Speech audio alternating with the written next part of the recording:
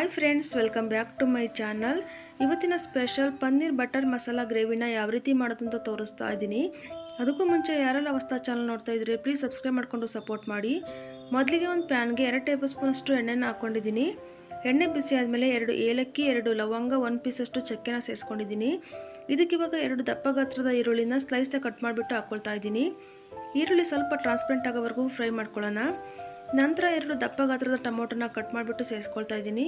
Tomato ಬೇಯುವಷ್ಟು ಮಾತ್ರ ಉಪ್ಪನ್ನು ಸೇರಿಸ್ಕೊಂಡು ಒಂದು ಮುಚ್ಚಳ ಮುಚ್ಚಿಬಿಟ್ಟು ಬೇಯಿಸ್ಕೊಳ್ಳೋಣ.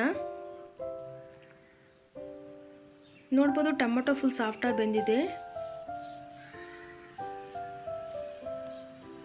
ಇದಕ್ಕೆ ಇವಾಗ ಸ್ವಲ್ಪ ಗೋಡಂಬಿನ ಹಾಕ್ಕೊಂಡು ಗ್ಯಾಸನ್ನು ಆಫ್ ಮಾಡ್ಕೊಳ್ತಾ ಇದ್ದೀನಿ. ನಂತರ ಇದನ್ನು ಮಿಕ್ಸಿಯಲ್ಲಿ ಹಾಕ್ಕೊಂಡು ಸ್ವಲ್ಪ ನೀರನ್ನು ಸೇರಿಸ್ಕೊಂಡು ರುಬ್ಕೊಳ್ಳೋಣ. ರುಬ್ಬಿದ ನಂತರ ಒಂದು ಪ್ಯಾನ್ಗೆ 1 table spoon butter, 1 table spoon ಅಷ್ಟು ಎಣ್ಣೆನ ಹಾಕ್ಕೊಂಡಿದ್ದೀನಿ. ಎಣ್ಣೆ ಬಿಸಿಯಾದ ನಂತರ 2 ಏಲಕ್ಕಿ, 2 ಲವಂಗ, 1 ಟೇಬಲ್ ಸ್ಪೂನ್ ಸೋಂಪು, 1 ಪಲಾವ್ ಎಲೆನ ಹಾಕ್ಕೊಂಡಿದ್ದೀನಿ. ಇದನ್ನು ಒಂದು 2 ನಿಮಿಷ ಫ್ರೈ ಮಾಡ್ಕೊಳ್ಳೋಣ. ನಂತರ ಇದಕ್ಕೆ ಸ್ಪೈಸಸ್ ಹಾಕ್ಕೊಳ್ಳೋಣ.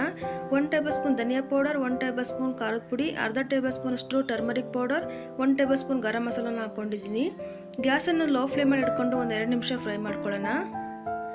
ನಂತರ ಇದಕ್ಕೆ 2 ಚಿಕ್ಕದಾಗಿ ಕಟ್ ಮಾಡಿರೋ ಈರುಳ್ಳಿನ ಹಾಕ್ಕೊಳ್ತಾ ಇದ್ದೀನಿ. ಈರುಳ್ಳಿ ಸ್ವಲ್ಪ ಕಲರ್ ಚೇಂಜ್ ಬೇಕು, ಅಲ್ಲಿವರೆಗೂ ಚೆನ್ನಾಗಿ ಫ್ರೈ ಮಾಡ್ಕೊಳ್ಳೋಣ.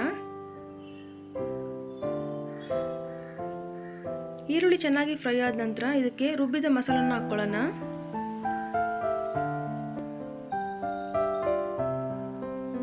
ಇದನ್ನ ಒಂದು 2 ನಿಮಿಷ ಫ್ರೈ ಮಾಡ್ಕೊಳ್ಳೋಣ.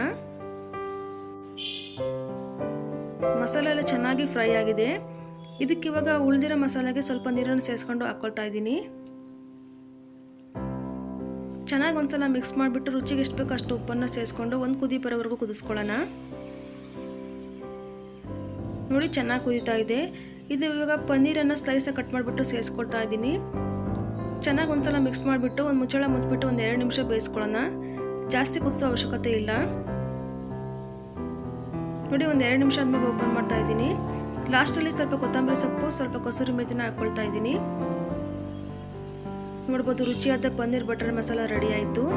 ಇದು ಪೂರಿ ಜೊತೆ, ಚಪಾತಿ ಜೊತೆ, ಇವನ್ ಅನ್ನ ಜೊತೆ ಕೂಡ ಚೆನ್ನಾಗಿರುತ್ತೆ.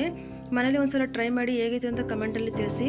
ಈ ವಿಡಿಯೋ ಇಷ್ಟ ಆದರೆ ಒಂದು ಲೈಕ್ ಕೊಡಿ, ಹಾಗೆ ಫ್ರೆಂಡ್ಸ್ ಫ್ಯಾಮಿಲಿ ಜೊತೆ ಶೇರ್ ಮಾಡಿ. ಇನ್ನೂ ಯಾರು ಸಬ್ಸ್ಕ್ರೈಬ್ ಮಾಡ್ಕೊಳ್ದೆ ವಿಡಿಯೋನ ನೋಡ್ತಾ ಇದ್ರೆ ಪ್ಲೀಸ್ ಸಬ್ಸ್ಕ್ರೈಬ್ ಮಾಡಿಕೊಂಡು ಸಪೋರ್ಟ್ ಮಾಡಿ. ಮುಂದಿನ ಹೊಸ ರೆಸಿಪಿಯೊಂದಿಗೆ ಸಿಗ್ತೀನಿ. ಅಲ್ಲಿವರೆಗೂ ಧನ್ಯವಾದಗಳು.